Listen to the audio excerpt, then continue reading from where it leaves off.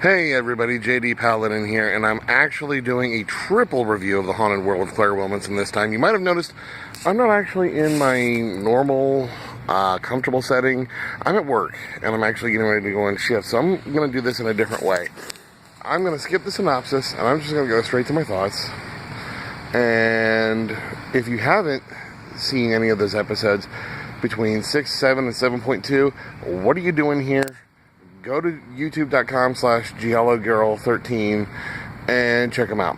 I'm also going to try and put links into the description for not just the channel, but the videos in question. I'm still going to be here. Go ahead and come back. And, then after you see them, then you can hear what I have to say. If you have seen them, then I guess spoiler alert was unnecessary, but I feel like I got to do it anyway. Okay, so I'm skipping the synopsis and I'm going straight to my thoughts. First things first. The Sega CD reference in episode 6 was absolutely priceless, and it actually served a good purpose.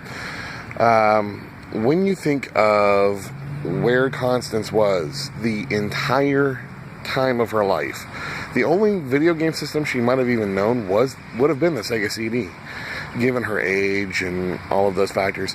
So, it was a real genius move to put that in there.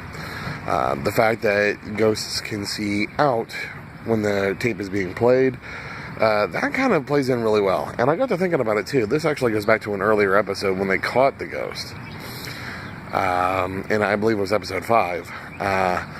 They questioned why there was a kill everything in the vicinity button.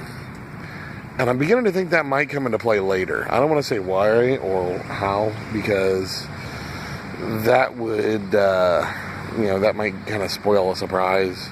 And that's only if I'm right, but I still don't want to do that. But also, I wanted to make the comment that Constance's new hair, not only awesome, but serves a pretty good tactical purpose, because long hair, if it gets grabbed, it's going to hurt. Especially when they use it to pull you down and start curb stomping you. So, short hair, excellence. Jesse and new cameraman Jorge, I believe that's his name. I'm hoping I'm right. I haven't seen the episode in a day or so.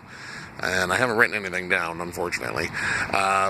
They go to the murder house where Claire was killed by Jeremy Folks. And there they find a whole lot of stuff. First off, they find new blood that is fresh blood. And then Jesse has to ask, how do I know that? Well, dude, you were kind of possessed by a hellborn super virus that turns you into evil Cobra Commander. Except, cooler. So, there's, that. But, yeah, I mean, you found that, that's how you know that. And then they found a whole bunch of papers and things from the Red Crow Institute.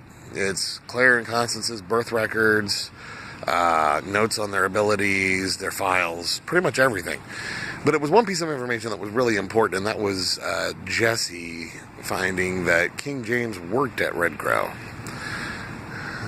That really moves the plot along, and it kind of takes things in a new direction, because now you really don't know what to make of King James.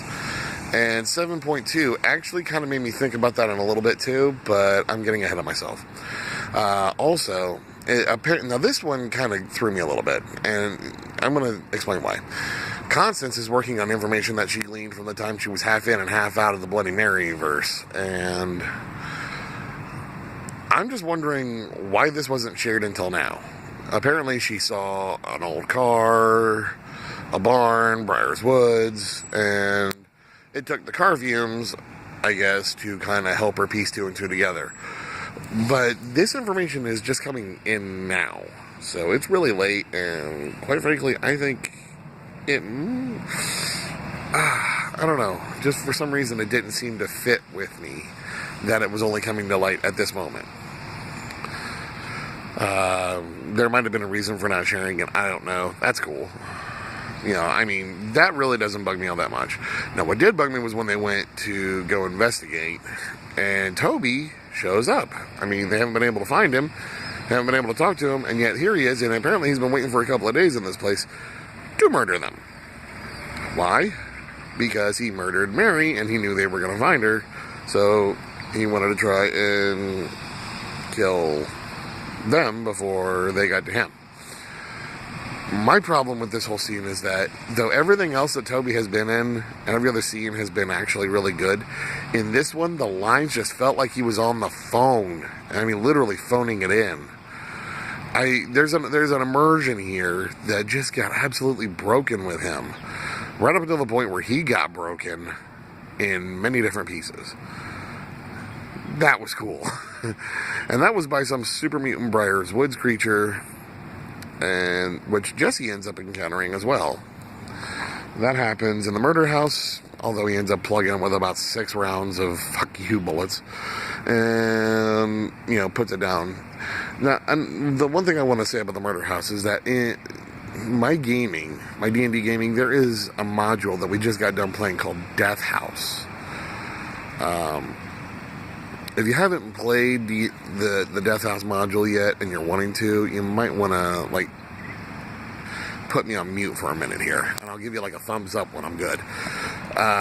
The Death House is a living cursed entity that basically just does everything it can to haunt you, to get you to kill, because it was a murder cult.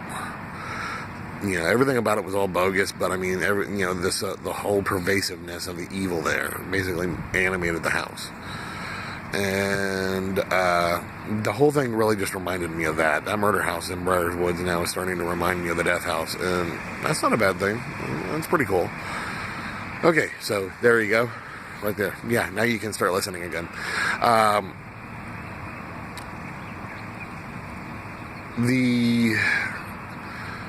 The exit from there, basically, it was weird.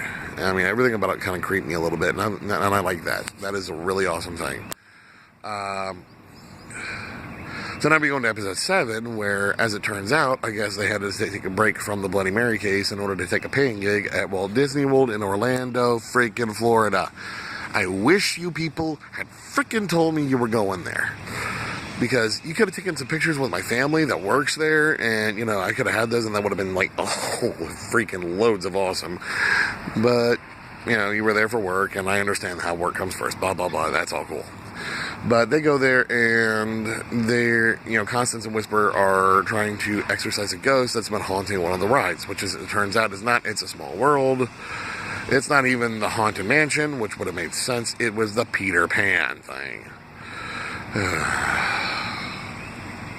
Really? Of all things, really?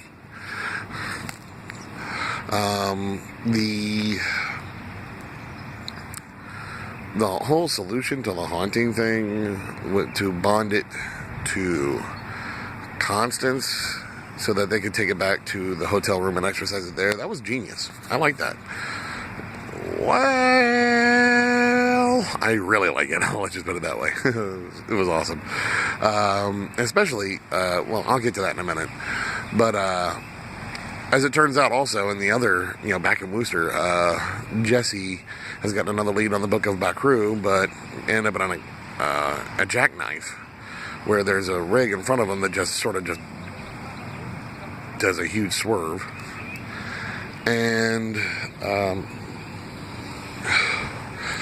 how do I put it? It's King James. It is. And really, he just tortures the crap out of Jesse. Pretty much to the point of, nearly killing him. But there's a great heroic moment where Jesse looks at him and says, "You should have bought better duct tape," breaks out of his bonds and just rips right in. I was like, yes, so awesome. And then, of course, he just gets beat down, but what are you going to do?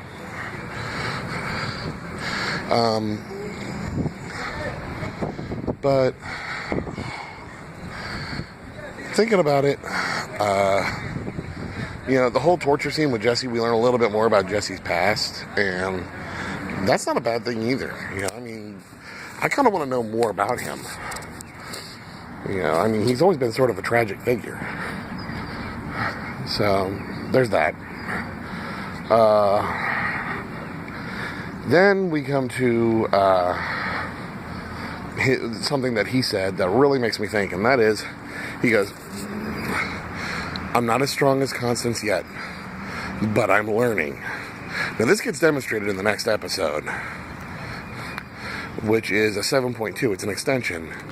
And I guess when they got back to this, what it was in 7.1, the actual 7, when they exorcised the ghost, they did it with Constance's magic, something she had never been able to do before, and it really took a toll on her. Whew, boy, did it take a toll. I mean, she just went and dropped like a rock, like a sack of wet crap. And it makes me think, because then when 7.2 comes around, this really took the taco. They showed video from Red Crow that they've been able to recover about Constance trying to exorcise spirits using magic. She summoned a ghost. It showed up, and when she tried to exorcise it, all of a sudden a dark demonic entity shows up. Wow. Here's the thing. Dark demonic entity showing up. Red Crow.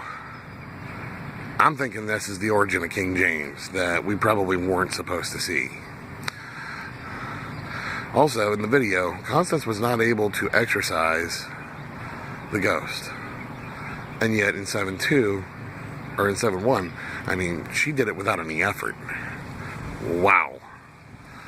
And she's been saying that her powers are evolving, and yeah, this is blatantly obvious, but she's even kind of scared herself of the changes that are going on.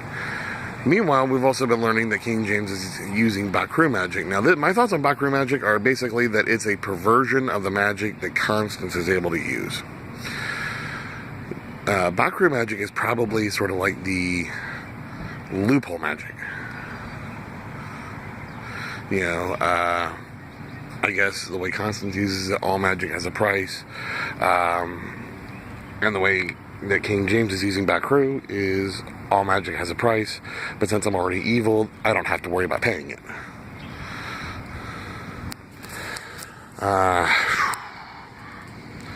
Don't quite know what to make of that, but, it is what it is. So overall, my thoughts, first off, Whisper being Whisper in all 3 of the episodes, freaking hilarious. Everything about the character is just awesome.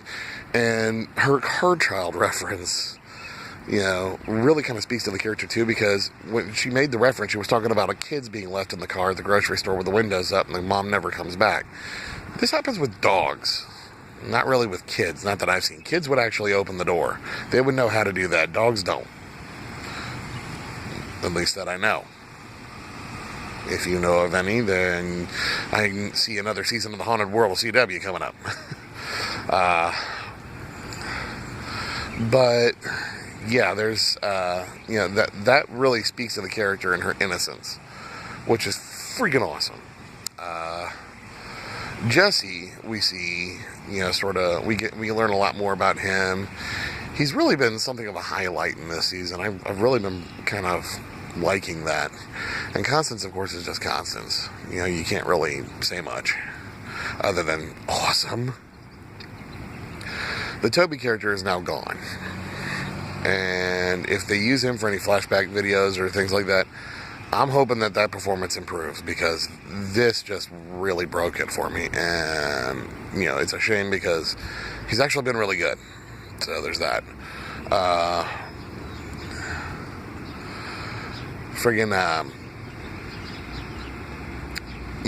When they get back to the Bloody Mary case, I'm beginning to think that that's all going to tie into somehow defeating King James. That's my thought. I just don't know for sure. We'll find out. Same bat time, same bat channel. And I'm just trying to give some valid criticism on the Toby performance, because quite frankly, like I said, this is a show that I absolutely adore and love. And if I don't sit there with a critical eye and say, okay, this you might have screwed up on, then, it's not going to get any better. And I will, like I said, these guys are just the best to me. And it's one of the best things on YouTube since Marble Hornets, for crying out loud.